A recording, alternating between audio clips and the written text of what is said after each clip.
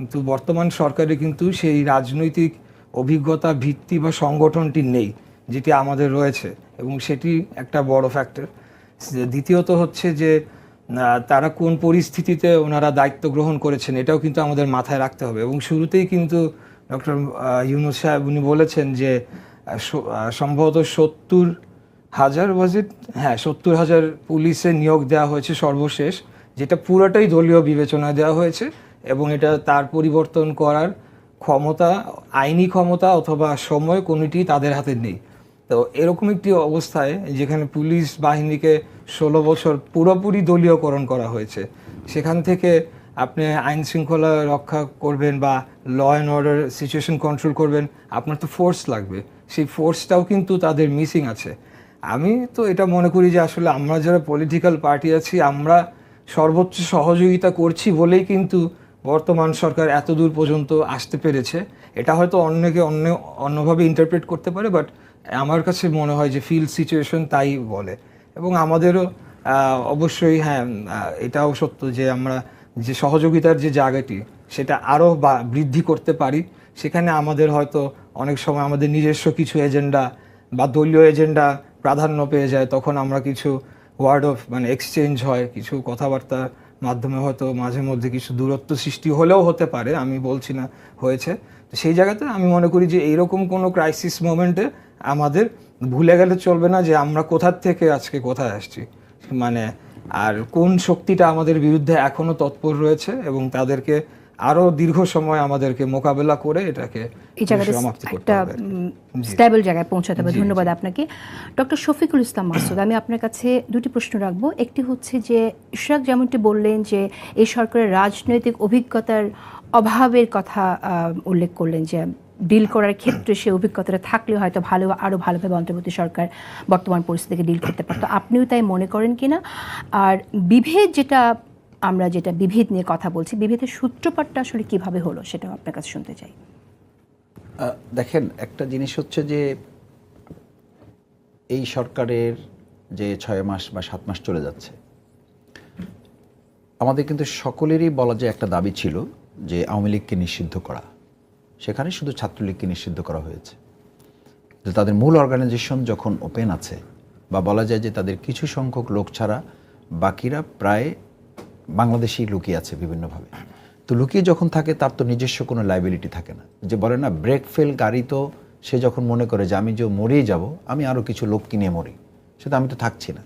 আওয়ামী লীগ তো এখন সেরকম ব্রেক ফেল গাড়ি, তারা তো নিজেরা শেষ হয়েছে, সুতরাং তারা মনে করে যে দেশটাকেও শেষ করে ফেলতে আমাদের কোনো আপত্তি নেই। সুতরাং আমি মনে করি যে এই পরিস্থিতি উন্নয়নের জন্য আওয়ামী লীগকে নিষিদ্ধ করা এখন সময়ের দাবি।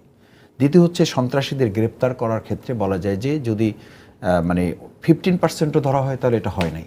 তাহলে এই অবস্থায় রেখে আপনি পরিস্থিতি উত্তরণ করবেন কী করে? তারা তো মুক্ত অবস্থায় আছে, এবং সে মুক্ত থেকে যখন গুপ্ত থাকে, শুধু মুক্ত না, মুক্ত এবং গুপ্ত অবস্থায় আছে, এই অবস্থায় থেকে তো একটা জাতিকেই বিপদগ্রস্ত করার জন্য চেষ্টা করছে। অবৈধ অস্ত্র উদ্ধার, এই যে দেখেন, আমি তো আজকে যতটুকু জানলাম যে আজকে সেনাবাহিনীর টহলও বৃদ্ধি করা হচ্ছে। সেনাবাহিনীর টহল, তাদেরকে ম্যাজিস্ট্রেসি পাওয়ার, এই সব কিছু তো দেয়া আছে, কিন্তু আপনি জনগণকে যতক্ষণ পর্যন্ত সজাগ সচেতন করতে না পারবেন, সন্ত্রাসীদের ব্যাপারে কার্যকর পদক্ষেপ নিতে না পারবেন, ততক্ষণ পর্যন্ত শুধুমাত্র আপনি আইন শৃঙ্খলা বাহিনী মাঠে রেখে তো আপনি শো অফ করলে হবে না, তাদেরকে তো এক্সিকিউট পলিসিতে যেতে হবে। সেই জায়গায় তো সন্ত্রাসীদের গ্রেপ্তার আমরা দেখতে পাচ্ছি না। এই মাঝে মধ্যে 1 জন 2 জন 5 জন, যেখানে আওয়ামী লীগের কমপক্ষে হাজার হাজার সন্ত্রাসী তৈরি হয়েছে বিগত 15 বছরে, এবং প্রশিক্ষিত সন্ত্রাসী তৈরি হয়েছে, তাদেরকে গ্রেপ্তার না করলে আপনি পরিস্থিতি উদ্ধার করতে পারবেন না। পাচার করা টাকা তারা দেশে আছে, দেশের বাইরে আছে। বিগত 15 বছরে আমরা কি শুনেছি? ব্যাংক নাই। ব্যাংক কোথায়? ব্যাংক হলো ছাত্রলীগের, যুবলীগের ইউনিয়ন প্রচার সম্পাদকের বাসা হলো একটা ব্যাংক। ইউনিয়নের সভাপতি হওয়ার দরকার নেই, প্রচার উপসহ সম্পাদক, কোনো পোস্ট আছে কোন রকম। আমি বলছি যে আমরা আসলে জানি যে পারছি না, যে দলের রাজনীতি নিষিদ্ধ হওয়ার কথা আপনারা বলেন তাদের অপকর্মের জন্য, আবার সেই দলকেই রাজনৈতিক পরিবারের সদস্য বলে যখন আপনাদের আমির বলেন যে তাদেরকে বারবার ফ্যাসিস্ট বলা আমার ভালো লাগে না বা আমরা পছন্দ করি না, সেটার ব্যাখ্যাটা কীরকম? অনেকেই বলে থাকেন যে আওয়ামী লীগের রাজনীতি নিষিদ্ধ করলে আপনাদের রাজনীতির হিসেবে আপনাদের জন্য ভালো হবে, সেই জন্য আপনারা নিষিদ্ধ করতে বলেন, কিন্তু আসলে আওয়ামী লীগের ব্যাপারে আপনারা ততটা কঠোর হয়তো নন। এই অভিযোগকে আপনি কিভাবে খণ্ডন করবেন? দেখেন, আপনাকে এটা বুঝতে হবে যে আওয়ামী লীগের দ্বারা সবচেয়ে বেশি নির্যাতিত বাংলাদেশ জামাত ইসলামী। জামাত ইসলামীর শীর্ষ 10 নেতাকে তারা ফাঁসি দিয়েছে, অন্যায়ভাবে আমাদের অনেক ভাইদেরকে গুম করা হয়েছে। আজকে বুলডোজারের যে কাহিনী, বুলডোজারের ইতিহাসের স্রষ্টা তো আওয়ামী লীগ। আমাদের বাংলাদেশের বহু জায়গায়, বিশেষ করে সাতক্ষীরার মতো জায়গায় আমাদের বহু বাড়িঘর তারা বুলডোজার দিয়ে ঘুরিয়ে দিয়েছে, অফিস ঘুরিয়ে দিয়েছে। তো এটা তো শুধু হঠাৎ করে ধানমন্ডি 32-এ তৈরি হয় না, এটার স্রষ্টা তারা, এটার উদ্ভাবক তারা, এটা শুরুটা করেছে তারা। সুতরাং একটা ধারাবাহিকতা এই দেশের জনগণ করেছে। এরপরে আপনি বলছেন যে সেই জায়গায় বাংলাদেশ জামাত ইসলামী যার দ্বারা সবচেয়ে বেশি ক্ষতিগ্রস্ত, সেই লোকটার ব্যাপারে বাংলাদেশ জামাত ইসলামের অবস্থান তো এটাই যে তাদেরকে নিষিদ্ধ করতে হবে। আপনি ফ্যাসিস্ট একবার বলা আর 20 বার বলা কি যায় আসে? এটা তো না, এক্সিকিউশন পলিসিটা কি আপনার? আপনি তার ব্যাপারে পদক্ষেপ নেন। আমরা তো বলছি তার প্রাপ্য শাস্তি তাকে দিতে হবে। যে অন্যায় করেছে, যে খুন করেছে, যে অপরাজনীতির সাথে, যে মানে সন্ত্রাসের সাথে যে জড়িত, তাকে গ্রেপ্তার করে তাকে আইনের আওতায় নিয়ে আসতে হবে। এই ক্ষেত্রে তো আমিরে জামাতের পক্ষ থেকে সর্বপ্রথম ইনস্ট্রাকশন দেওয়া হয়েছে এবং এখনো পর্যন্ত সেই অবস্থায় বাংলাদেশ জামাত ইসলামে আছে। বরং আমরা তো কোনো কোনো ক্ষেত্রে দেখেছি যে না, নিষিদ্ধ করে বাংলাদেশ জামাত ইসলামীকে নিষিদ্ধ করা হয়েছে, ছাত্র শিবিরকে নিষিদ্ধ করা হয়েছে। এই সরকারই তো করেছে। কখন করেছে? যখন দেখছে যে আর আন্দোলন কোনোভাবে তারা সামাল দিতে পারছে না। তো আন্দোলন সামাল দিতে না পেরে বাংলাদেশ জামাত ইসলামী, ইসলামী ছাত্র শিবিরকে যখন তারা নিষিদ্ধ করে, তার অর্থই হলো এটা তাদের একটা হেডেকের কারণ ছিল, যে এটা তাদের মাথা ব্যথা ছিল। তো সেই জায়গায় বাংলাদেশ জামাত ইসলামী মনে করে যে তাদেরকে নিষিদ্ধ করার মধ্য দিয়ে একটা ধাপ অতিক্রম করা সম্ভব, যে তাদেরকে সাইকোলজিক্যালি স্টপ করে দেওয়া।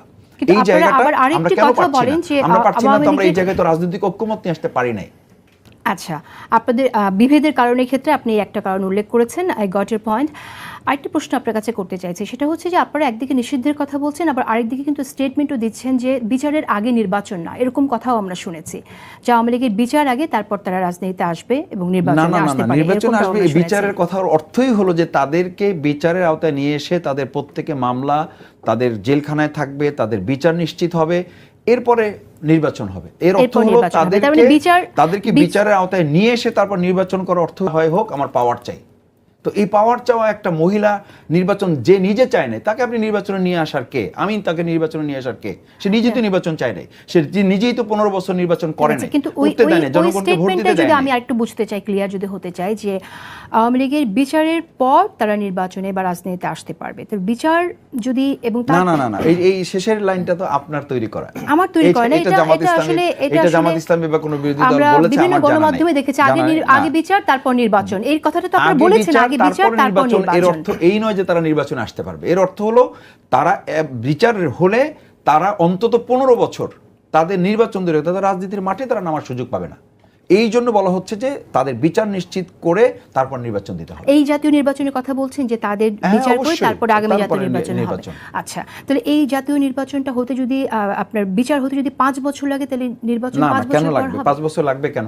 এটার জন্য তো বিশেষ ট্রাইব্যুনাল করা হয়েছে, দ্রুত বিচার ট্রাইব্যুনাল করা হয়েছে।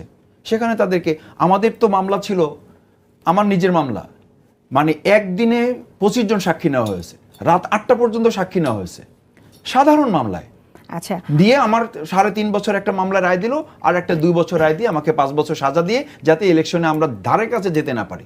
নির্বাচন তো আমাদের করতেই হবে। তারপর দেখেন, আমি বলি যেখানে সেই ট্রাইব্যুনালই তো আমাদের রাত 8টা পর্যন্ত 25 জন একদিনে সাক্ষী নিয়ে তৈরি করা সাক্ষী, পুলিশরা সাক্ষী দিয়ে এসে আমাদেরকে বলতো, হাত ধরে এরকম চাপ দিত, ভাই কিছু করার নাই, বুঝেন তো সব, আমাদের দিকটা একটু খেয়াল রাখেন। আমি বললাম, বলে আসলেন কি আর এখন বলেন কি? বলছে ভাই সব সাজানো, কিছু করার নাই, আপনারা পারলে কিছু করেন।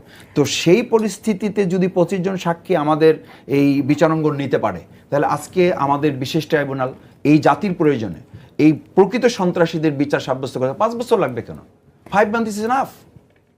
যদি আন্তরিকতা থাকে, আমি মনে করি এটা সম্ভব। শেখ হাসিনার রায় তো যে কোনো একটা মামলা, দেখেন শেখ হাসিনা, এটার জন্য বিচার করতে আপনার 5 বছর লাগবে কেন? এই কথাটা যদি আমি বলি, আপনি বলছেন আমি বলছি না, এটা যে বলবে এটা আরেকটা সন্ত্রাস, মানে এর আরেকটা ষড়যন্ত্র। কারণ বিচার চাওয়া হচ্ছে এই জন্য, বিচারের অর্থই হচ্ছে তারা নির্বাচন তো পরে রাজনৈতিকভাবেই তারা নিষিদ্ধের পথে চলে যাবে। আমি বলছি এজন্যই যে এই সমালোচনাটা আছে যে আগে বিচার তারপর নির্বাচন।